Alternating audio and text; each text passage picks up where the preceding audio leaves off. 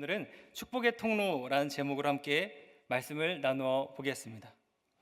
오래전 깊은 밤 한 천사가 이 세상에 내려왔다고 합니다. 이 천사의 이야기를 한번 들어보시길 바랍니다. 여러분은 아마 제가 어떤 일을 하러 왔는지 궁금하시겠죠. 밤하늘이 어두워지고 별들이 반짝이는데 저는 베들레헴 근처에 들판에 있는 목자들을 찾아갔습니다. 그들은 양떼를 지키며 평화로운 시간을 보내고 있었죠. 그런데 그 순간 제가 나타나자 그들의 얼굴에는 두려움이 가득했습니다. 얼마나 놀랐을까요? 무서워하지 말라, 제가 외쳤습니다. 보라, 내가 온 백성에게 미칠 큰 기쁨의 소식을 너희에게 전하노라. 이렇게 말하며 그들에게 다가갔습니다. 오늘 다윗의 동네에 너희를 위해 구주가 나셨으니 곧 그리스도 주시니라. 이 말은 그들에게 얼마나 큰 희망이 될까요? 하지만 제게 할 일이 더 있었습니다. 너희가 가서 강보에 쌓여 구유에 뉘어 있는 아기를 보리니 이것이 너희에게 표적이니라. 제가 이렇게 말했을 때 그들의 눈빛은 더욱더 빛나기 시작했습니다. 그 순간 저는 이제 하늘로 돌아가야 할 준비를 하면서 다른 천사들과 함께 찬양하기로 했습니다. 지극히 높은 곳에서는 하나님께 영광이요, 땅에서는 하나님이 기뻐하신 사람 중에 평화가 있기를. 이렇게 제 임무는 끝이 났습니다. 이 특별한 밤은 그들에게 잊지 못할 순간이 될 것입니다. 제가 방금 여러분께 이야기해드린 이 내용이 어떤 내용이죠? 바로 오늘 본문의 내용입니다. 천사의 입장에서요, 오늘 본문을 해석한 것입니다. 조금 더 간략하게 내용을 요약해 보자면요, 오늘 본문에는 목자들이 나옵니다. 무슨 일이 있었습니까? 천사가 나타나서 예수님의 탄생을 알리고 있습니다. 예수님께서 태어나신 밤에 있었던 일, 베들레헴 근처 목장에서 있었던 일, 천사가 나타나 찬송하며 메시지를 전합니다. 정말로 아름답고 멋지고 황홀한 모습이죠. 하나님께서는 왜 지금 이 땅에 살고 있는 우리에게 이 말씀을 묵상하게 하실까요? 왜 우리에게 이 말씀을 묵상하게 하십니까? 우리를 통해 인류에게, 우리 모든 사람들에게 구원의 소식을 전하시기 위해서입니다. 너무나 간단하죠.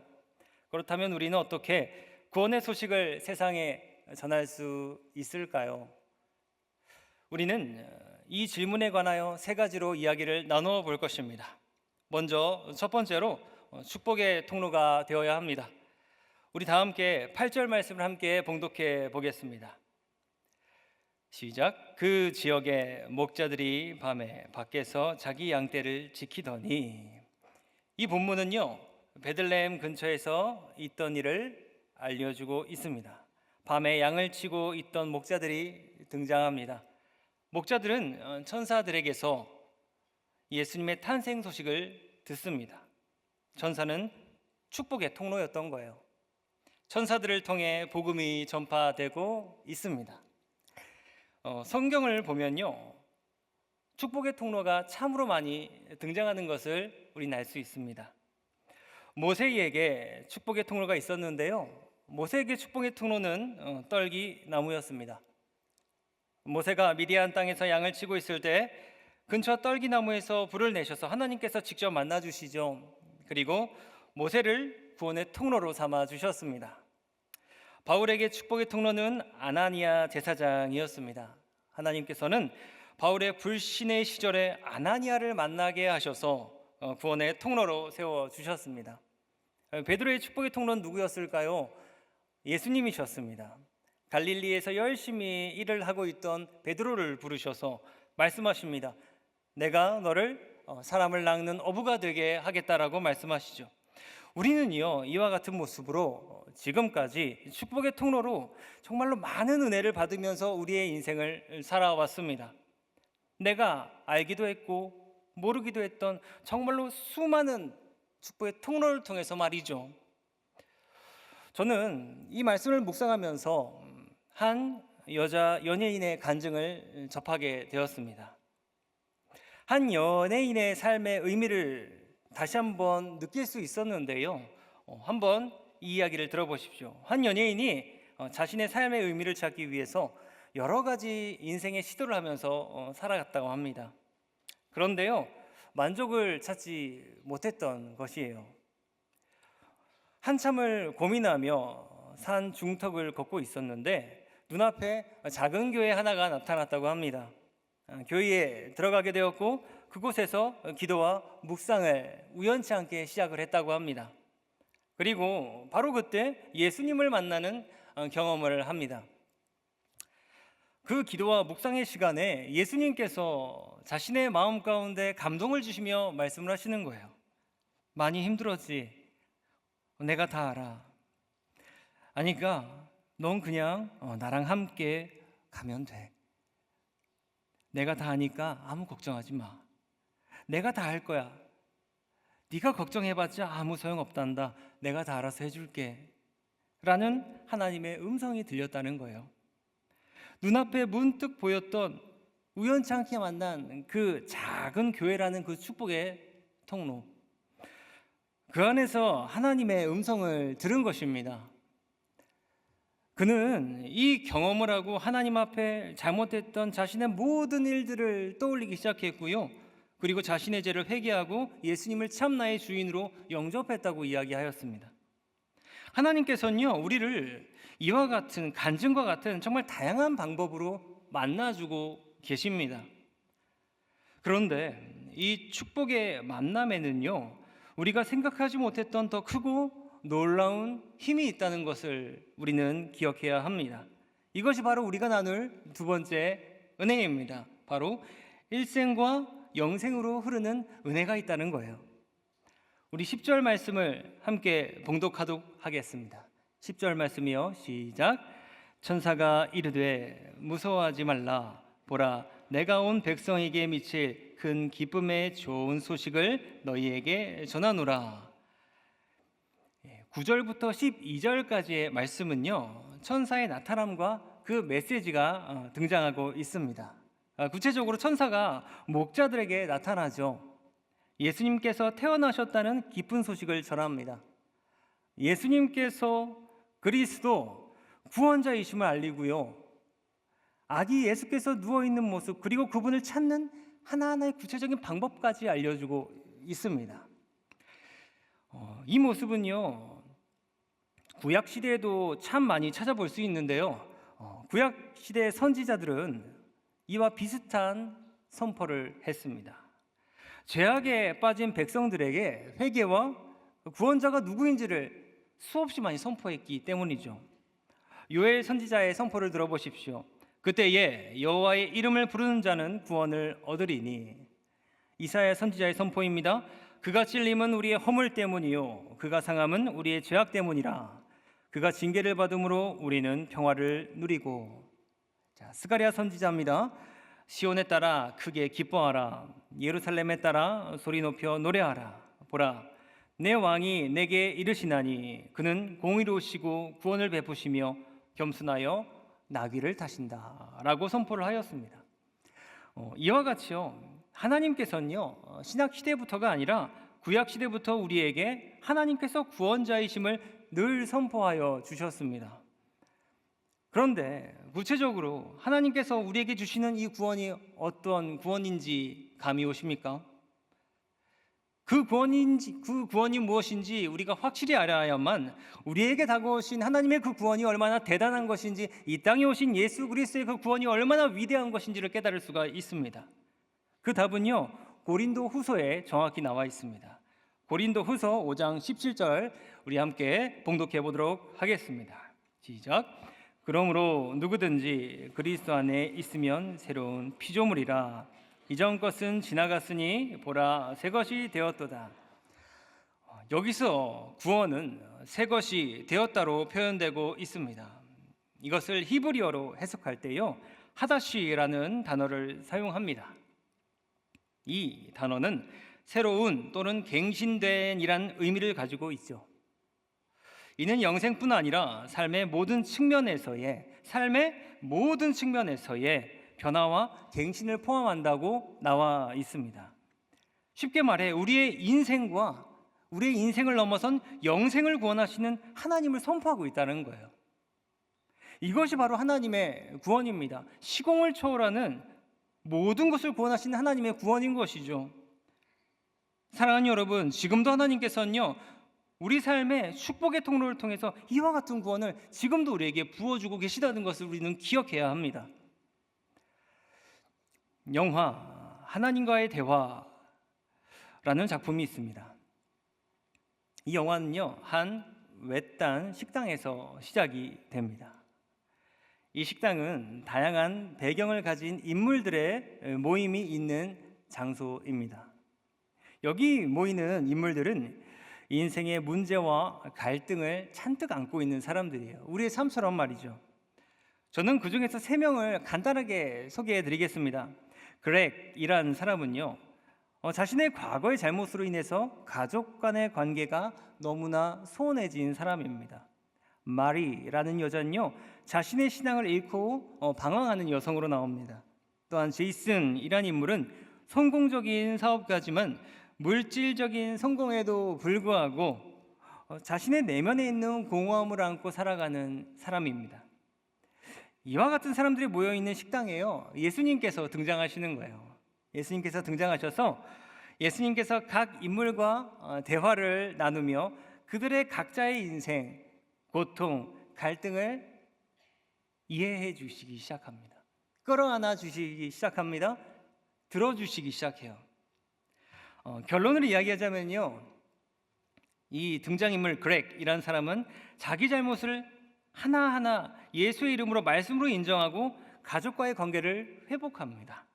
마리는요, 예수님과의 대화를 통해서 자신의 신앙이 무엇인지를 정확하게 이해하고 회복합니다. 제이슨이라는 인물은요, 물질적인 성공이 아니라 더 이상 이런 물질적인 성공이 아니라 참된 영적인 행복을 찾기 위해 영적인 행복을 자신의 최고의 우선순위로 두고 살아가겠다 결단하고 재조정하고 살아가게 됩니다. 이 영화의 메시지는요, 너무나 간단합니다. 각 인물이 예수님과의 만남을 통해서 변화하고요, 구원받는 삶을 산다는 거죠. 이것은요, 우리가 사는 인생과 참으로 동일한 모습입니다. 우리는요, 이 영화와 같이요, 늘 축복의 통로를 통해서 하나님의 구원을 받고 하나님께 기도하며 살아가는 사람들이죠. 사랑하는 여러분, 우리는 이와 같이 하나님께 시공을 초월하는 놀라운 구원받는 인생을 살기 위해서 구체적으로 어떠한 행동을 하면서 살아가야 하겠습니까? 본문은요, 단 한 가지 행동을 강조하고 있습니다. 그것이 우리가 나눌 마지막 3번째 은혜입니다. 바로 결단과 기도라는 것입니다. 우리 14절을 제가 봉독해 드리겠습니다. 지극히 높은 곳에서는 하나님께 영광이요, 땅에서는 하나님이 기뻐하신 사람 중에 평화로다 하니라. 아멘. 예. 하늘의 찬송이 지금 본문에서 표현되고 있습니다. 이 13절부터 14절까지는요, 정말로 많은 천사가 나타나서 하나님을 찬양합니다. 그리고 아주 멋진 가사로 찬양합니다. 지극히 높은 곳에서는 하나님께 영광이요, 땅에서는 그가 기뻐하시는 사람 중에 평화로다. 하나님과 이 땅에 만나는 바로 평화와 기쁨이라는 것을 명확하게 알려주고 있습니다. 이 땅에, 하늘에서 이 땅에 오신 예수님께서는 분명히 말씀하십니다. 요한복음이 이렇게 말씀하시는데요, 평안을 너희에게 끼치노니 곧 나의 평안을 너희에게 주노라. 내가 너희에게 주는 것은 세상이 주는 것과 같지 아니하니라. 너희는 마음에 근심하지도 말고 두려워하지도 말라. 하늘에 계신 하나님께서 이 땅에 오심으로 하늘이 이 땅을 만났을 때 터지는 말이 바로 이것이라는 거예요. 평안을 너희에게 주겠다. 우리는 이 땅에서 하나님을 만나는 삶을 살아야 합니다. 이 만남만이 하늘에는 영광, 땅에는 평화라는 열매를 맺는다는 거예요. 성경은 분명히 말씀하십니다. 우리는 이 평화를 받기 위해 아무것도 염려하지 말고 오직 모든 일에 기도와 간구로 살아야 한다고. 이것이 평강의 그리스도를 만나는 유일한 방법이라고 신약에서 반복해서 이야기하고 있습니다. 사랑하는 여러분, 기도와 간구로 주님께 나아가시길 바랍니다. 전력을 다해 기도의 경주를 하시길 바랍니다. 이것이 본문이 말하는 단 한 가지의 요청이에요. 다니엘은요, 바벨론 포로 시절 포로가 되었어도 기도했습니다. 다윗은요, 여러 전쟁의 위기 속에서도요, 내 영혼을 확정하여 기도했다고 이야기를 하였습니다. 에스더는요, 죽음을 앞에 두고도 죽으면 죽겠다라는 마음으로 기도를 하였습니다. 우린 이 정신을 잃어선 안 된단 말이에요. 이 인물들의 기도에는요, 참으로 공통된 한 가지의 행동이 있습니다. 무엇입니까? 그들의 기도에는요, 결단이 있었다는 거예요. 여러분, 결단의 중요성을 잘 알고 있습니까? 결단이 기도를 살린다는 것을 잘 알고 계십니까? 오늘 본문이 말하는 것이 바로 그냥 기도가 아니라 결단이 포함된 기도라는 것을 우리는 기억해야 합니다. 성 어거스틴이라는 사람이 있습니다. 이 성 어거스틴은요, 젊은 시절에 진정한 평화와 행복을 찾기 위해서 참으로 많은 시도를 했다고 고백합니다. 그는 고백록에서 참으로 많은 허무함을 고백하고 있어요. 그 허무한 세월을 살아가는 도중에 그는 한 친구에게 이야기를 듣습니다.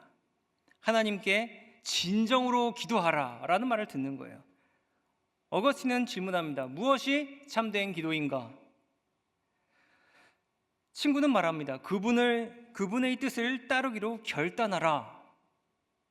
결단하는 것이 참된 진정한 기도이다 라는 답을 받았어요. 그 즉시 어거스틴은 결단했다고 합니다. 그는 기도를 통해서 하나님과의 관계를 회복하기 시작했습니다. 그는요, 매일 기도하며 회개했습니다. 그의 기도 앞에는요, 늘 결단이 있었습니다. 내가 결단하지 않으면 난 기도할 수 없다. 내가 결단하지 않으면 단 하루도 하나님의 파에 온전히 설 수 없다. 내가 결단하지 않으면 나의 마음에 이 공허함은 영원히 가지고 있을 수밖에 없다라는 그의 삶의 마음이 느껴지십니까? 결단이라는 전주로 시작되는 어거스틴의 기도, 결국 그는 기독교의 역사의 뿌리가 되는 삶을 살기 시작하였습니다. 결단의 기도를 통해 어거스틴은 자신의 삶을 새롭게 만들 수 있었다는 거예요. 사랑하는 상당교회 가족 여러분, 결단이 있는 기도와 간구로 오늘부터 하나님께 나아가시길 바랍니다. 결단이 없는 기도를 경계하시길 바랍니다. 그리고 하나님의 참된 구원을 맛보시길 바랍니다. 시공을 초월하는 그 하나님의 구원, 인생과 영생을 역전시키는 그 놀라운 하나님의 구원을 맛보시길 바랍니다. 하늘에는 영광, 땅에는 평화, 이 평화가 우리의 결단의 기도로 임재할 것입니다. 이 결단의 기도로 세상에 하나님의 구원을 나타내는 그 영광을 누리십시오. 그 축복이 우리와 함께하길 간절히 기원합니다. 함께 기도하겠습니다. 사랑이 참 많으신 하나님, 우리에게 축복의 통로로 늘 말씀하시는 그 하나님의 음성을 우리가 조용히 묵상하게 하여 주시옵소서. 그 음성을 통하여 구원하시는 하나님의 응답을 받아 우리가 참된 빛으로 살도록 우리를 인도하여 주시옵소서. 또한 늘 하나님을 신뢰하며 담대하게 하나님의 영광을 위하여 우리의 삶을 살아가게 하여 주시옵소서. 우리의 모든 간구 주께 드리오며 예수 그리스도의 이름으로 간절히 기도드리옵나이다. 아멘.